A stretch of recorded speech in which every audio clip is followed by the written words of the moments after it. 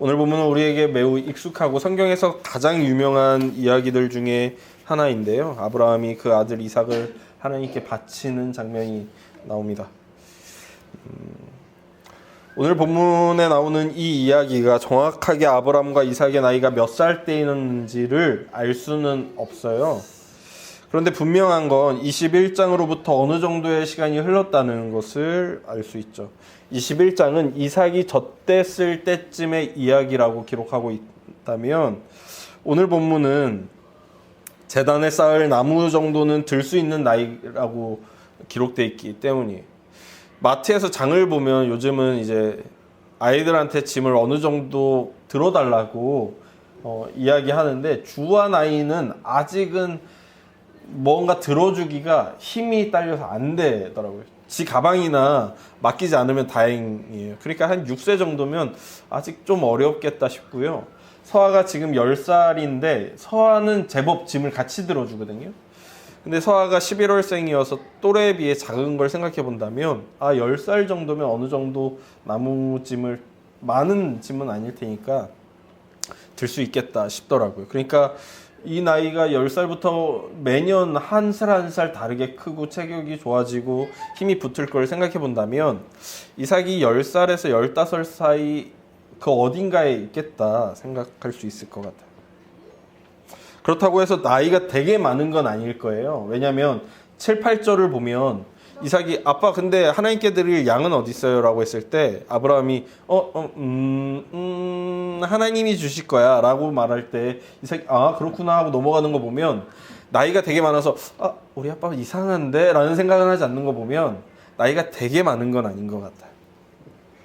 대략 한 10살에서 15살 정도였을 것 같다는 거죠. 그 말은 21장에서 22장 사이에 약 10년에서 15년여의 세월이 흘렀다는 걸 보게 됩니다. 그 시간이 흐르고 하나님께서 2절과 같이 말씀하시는 거예요. 2절에 이렇게 기록하죠. 여호와께서 이르시되 내 아들 내 사랑하는 독자 이삭을 데리고 모리아 땅으로 가서 내가 내게 일러준 한 산 거기서 그를 번제로 드리라 라고요.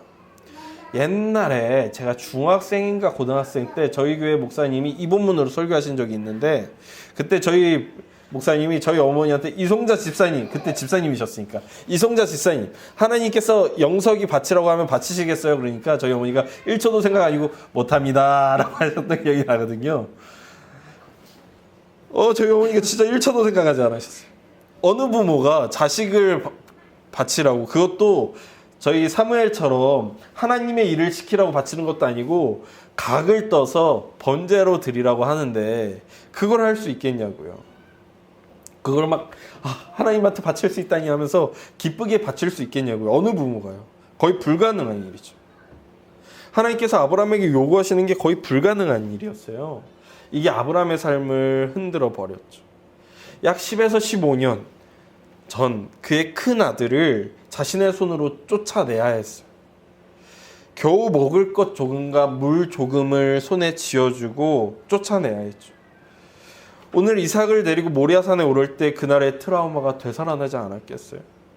하갈과 이스마엘에게 물과 먹을 것 조금을 안겨주던 자신의 모습, 그런 모습을 바라보던 하갈과 이스마엘의 얼굴이 이삭의 어깨에 나무짐을 쥐어주면서 자신을 바라보는 그 이삭의 얼굴과 왜 겹쳐 보이지 않았겠어요? 심지어 오늘 본문에서 이삭에 대해 독생자라고 표현하죠. 큰 아들을 장막에서 내쫓은 것은요, 그냥 너 이제 분가해라 정도의 의미가 아니었던 거예요.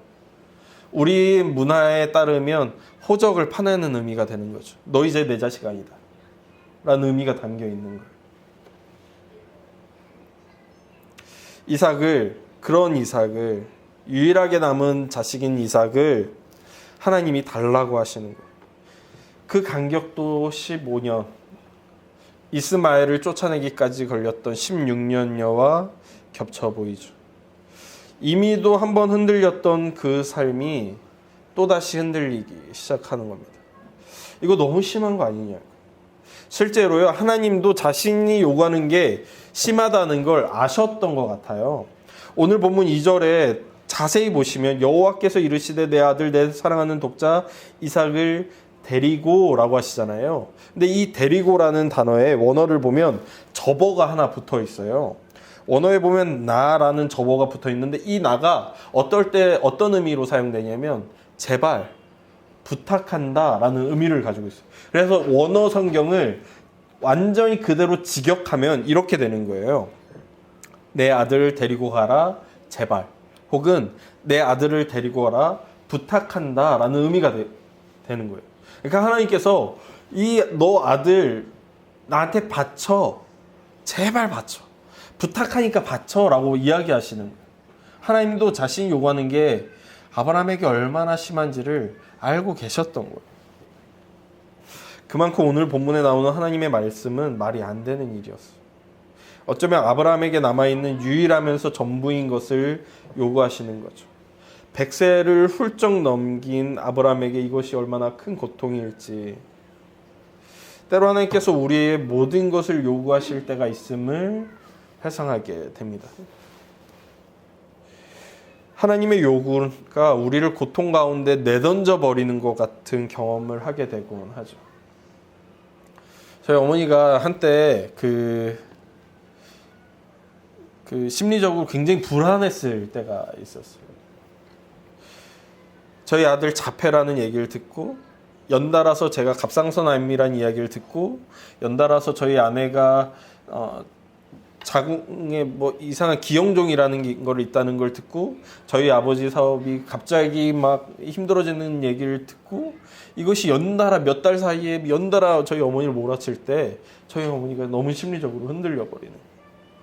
마치 그리고 저희 어머니가 단순히 내 아들이 갑상선암이구나가 아니라 한 번 자식을 잃었던 경험이 있으시다 보니까 남들이 보면 그냥 갑상선암 쉬우고 금방 치유하고 금방 일상으로 회복되는 거지만 저희 어머니에게는 그렇지가 않은 거예요.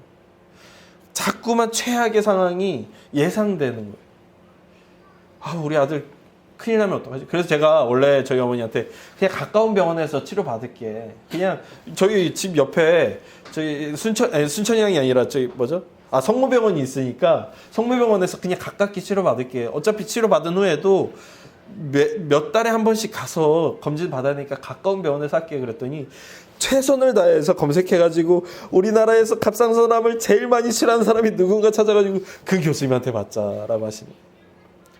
자칫 조금의 실수도 저희 어머니는 두려우셨던 거죠.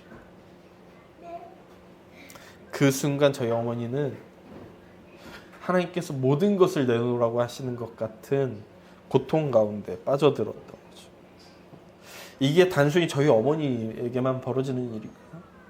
우리가 후원하고 있는 적은 돈이지만 후원하면서 매 기도회 때마다 기도하는 윤숙자 전우의 가정도 때론 그 고통 가운데 있었죠. 선교사님 부부였어요. 근데 하나님께서 그 남편을 갑작스럽게 암으로 데려가셨죠. 그 남편을 데려가신 것만으로도 고통스러웠는데 그 아내분인 윤숙자 전우님은 이번엔 또 유방암이라는 진단을 받게 됐어요. 하나님께서 그 가정에 하나님의 나라를 위해서 헌신하겠다고 헌신하고 하나님의 이름이 전파되지 않은 곳에 하나님의 이름을 전파하겠다고 그 생애를 던진 그 가정에 그 자식만 남겨놓을 수도 있다는 그 두려움과 고통을 왜 안기시냐고요. 왜 하나님을 열심히 믿고자 하는 사람들의 삶에는 이렇게 고통이 가득하고 눈물이 가득하고 괴로움이 가득하고 내일에 대한 걱정과 불안이 가득한 일들이 수없이 터지냐고요. 그 일이 아니더라도 우리는 매달 매일 내일에 대한 걱정 혹은 하나님이 내 손에 쥐고 있는 그 조그만한 것도 내어놓으라고 요구하시는 듯한 그 요구를 그렇게 자주 경험해야 하는지 모르겠습니다. 아브라함이 그렇게 하나님의 명령으로 인해 고통으로 던져지는 오늘의 본문은 그런데 12장이랑 호흡하고 있어요. 12장에서 하나님께서는 아브라함을 처음으로 부르시죠. 내가 지시할 땅으로 가라. 근데 오늘 본문은 이렇게 시작돼요. 독자를 데리고 모리아 땅으로 가라. 12장과 오늘 본문은요, 하나님이 아브라함의 삶을 향해 내가 지시할 땅으로 가라 하고 시작하고 있어요. 그리고 12장에서 지시하신 후에 복을 약속하시죠. 12장 2절과 3절을 보면 이렇게 기록하는데요. 내가 너로 큰 민족을 이루고 내게 복을 주어 내 이름을 창대하게 하리니 너는 복이 될 것이다. 너를 축복하는 자에게는 내가 복을 내리고 너를 저주하는 자에게는 내가 저주하리니 땅의 모든 족속이 너로 말미암아 복을 얻을 것이라 라고 약속하고 계세요. 오늘 본문은 어떻게 이야기하죠? 아브라함이 시험을 겪은 이후에 하나님께서는 이렇게 이야기하십니다. 우리가 함께 읽은 본문이죠. 15절에서 18절이요. 여호와의 사자가 하늘에서부터 두 번째 아브라함을 불러 이르시되 여호와께서 이르시기를 내가 나를 가리켜 맹세하노니 내가 이같이 행하여 내 아들 내 독자도 아끼지 아니하였은즉 내가 내게 큰 복을 주고 내 씨가 크게 번성하여 하늘의 별과 같고 바닷가의 모래와 같게 하리니 내 씨가 그 대적의 속문을 차지하리라. 또 내 씨로 말미암아 천하 만민이 복을 받으리니 이는 내가 나의 말을 준행하였음이니라 하셨다 하니라. 아멘. 오늘 본문은요, 의도적으로 12장이라 호흡하고 있어요. 12장에서 언약의 땅에 도착해 처음 경험한 것은 하나님의 무능, 기근이었다면 오늘의 본문 22장은 하나님의 무리한 요구였죠. 그런데 확연하게 다른 것은 12장에선 아브라함은 도망쳤다면 오늘 본문 22장은 순종하죠. 75세에 부름받고 평생 하나님을 경험하며 살았던 아브라함에게는 하나님의 그 무리한 요구, 이해되지 않는 요구, 도저히 순종할 수 없을 것 같은 그 요구 앞에 순종할 만큼의 믿음으로 자라있음을 보게 됩니다. 히브리서 기자는 아브라함의 그 순종의 믿음에 대해 해석하면서 이렇게 이야기해요. 아브라함은 시험을 받을 때 믿음으로 이삭을 드렸으니 그는 약속들을 받은 자로 돼 그 외아들을 드렸느니라. 그에게 이미 말씀하시기를 내 자손이라 칭할 자는 이삭으로 말미암으리라 하셨으니 그가 하나님이 능히 이삭을 죽은 자 가운데서 다시 살리실 줄로 생각한지라. 비유컨대 그를 죽은 자 가운데서 도로 받은 것이니라. 아멘.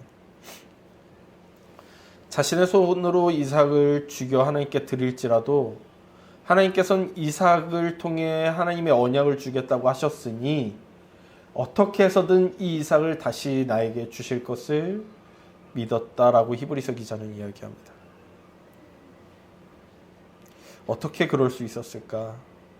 12장에서의 부름부터 22장까지의 여정, 우리가 지난 1년여의 시간 동안 나누었던 아브라함의 여정은 때로는 아브라함의 믿음이 성공했고 때로는 실패했고 때로는 믿음의 대가 같았고 때로는 믿음도 없는 사람 같았던, 때로는 올라갔고 때로는 내려갔던 그 믿음의 여정이 사실은 하나님 앞에 이 날을 위해서였음을 보게 되는 겁니다.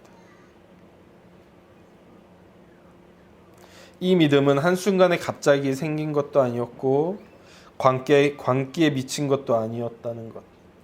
그저 자신을 지키시고 채우시는 하나님을 경험해온 삶의 궤적이 그를 여기까지 이끌어 주었다는 것을 오늘 본문이 보여주는 것이죠.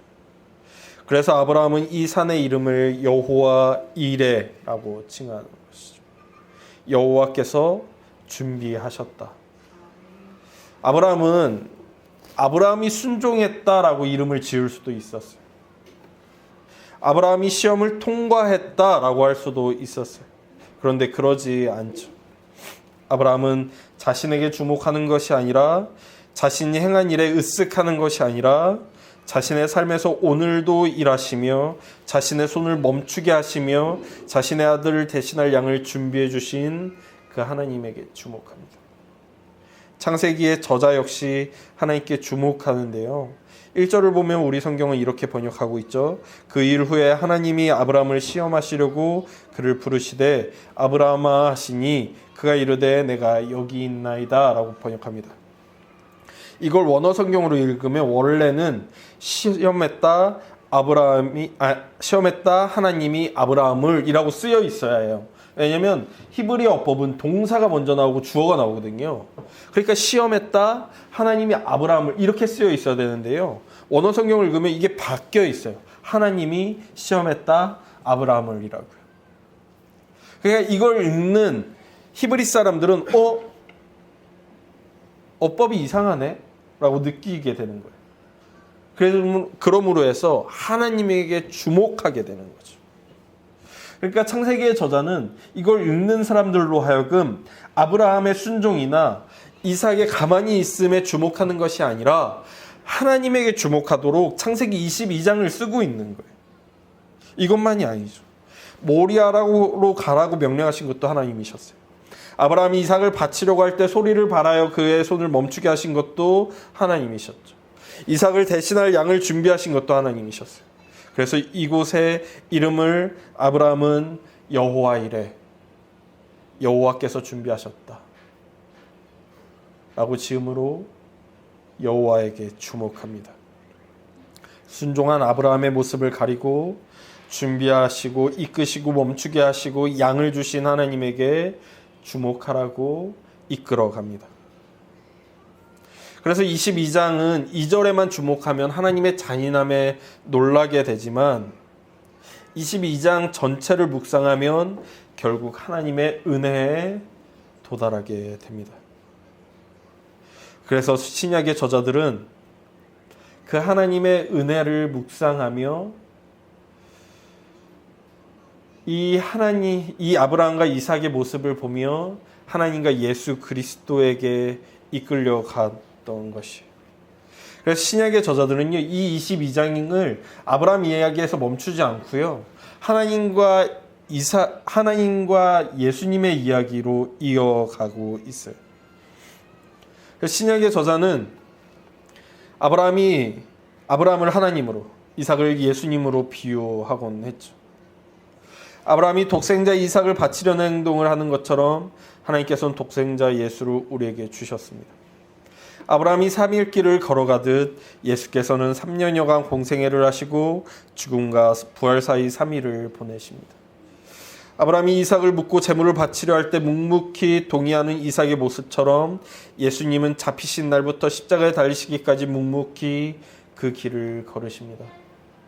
하나님께서 번제물로 숫 양을 준비하셨듯 앞으로 예수님을 십자가에 달리게 하사 화목제물이 되게 하십니다. 그리고 그러므로 우리 모든 죄를 대속하시죠. 여러분, 오늘은 대림절 첫째 주일입니다. 대림절은 인간의 육신을 입고 오시는 예수님을 기다리는 절기이며 하나님께서는 믿는 자의 삶에 때로는 고통을 주시고 또 때로는 그의 손에 쥐고 있는 것을 요구하시기도 하지만, 그리고 그 요구가 너무 가혹해 보이기도 하고 하나님께서도 그 요구가 얼마나 힘든 요구인지 아시면서도 요구할 때가 있곤 하지만 결국 그 끝에 이르러 고백하는 것이 여호와 이래, 여호와께서 준비하셨고 다 이루셨다는 고백이듯 그것을 궁극적으로 보여주는 것이 하나님의 어린 양 예수 그리스도이듯, 이 대림절은 예수의 오심, 여호와께서 준비하셨음을 묵상하는 기간입니다. 우리의 삶을 바라보면 하나님이 너무 가혹해 보이고 예수를 바라보면 하나님의 준비, 하나님의 예비가 보이게 됩니다. 그러니 우리의 시선을 내 삶에 있는 고통에서 돌려 예수 그리스도를 바라보기를 소망합니다. 특히 이 대림절의 기간, 추운 겨울이 도래하고 내일에 대한 기대와 소망이 꺾여갈 때일수록 내 삶이 아닌 예수 그리스도를 바라보기를 소망합니다. 오늘부터 시작되는 이 대림절, 삶의 가혹함이 아닌 여호와 이레, 여호와의 준비하심을 소망하는 시간이 되길 소망합니다. 기도하겠습니다. 하나님, 아브라함이 지난 세월 하나님을 경험함으로 여호와께 그 아들을 바칠 수 있었고, 하나님께서는 그 아들을 그의 손에 돌려주심으로 하나님의 언약을 지키시며 그로 하여금 여호와 이래 여호와께서 다 준비하셨다 고백하게 하십니다. 이 말씀이 신약의 저자들에게 큰 울림을 주어 예수 그리스도에게로 이끌어가고 이 말씀을 읽는 자들마다 예수 그리스도를 기억하게 하시며 하나님께서 지금도 우리에게 예수 그리스도를 예비하심을 묵상하게 합니다. 이 대림절의 기간 우리도 우리의 삶을 주목하는 것이 아니라 우리의 삶에 예수 그리스도를 예비하시는 하나님을 기억하게 하여 주시고 묵상하게 하여 주시고 성탄절에는 그 예수의 오심을 기뻐하며 다시 오실 예수님을 고대하는 우리가 되게 하여 주십시오. 놀라운 하나님의 은혜가 이 12월 한 달간 우리의 삶 가운데 충만하기를 소망하며 예수님의 이름으로 기도했습니다. 네. 여호와는 내게 복을 주시고 너를 지키시기를 원하며 여호와는 그의 얼굴을 내게 비추어사 은혜 베푸시기를 원하며 여호와는 그 얼굴을 내게로 향하여 드사 평강 주시기를 원하노라. 아멘.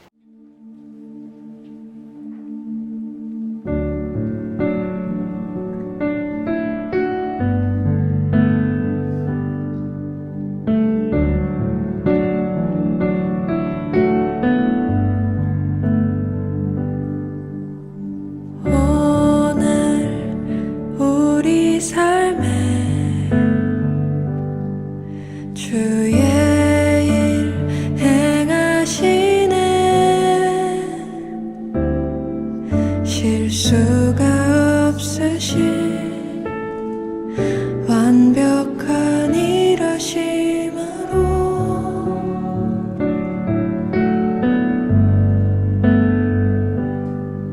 마침내 그날에 주 약속 이루시네. 천지를 지으신 온전한 그 말씀으로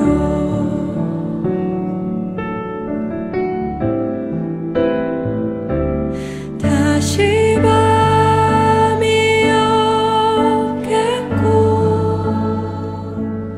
햇빛도 쓸데없으리.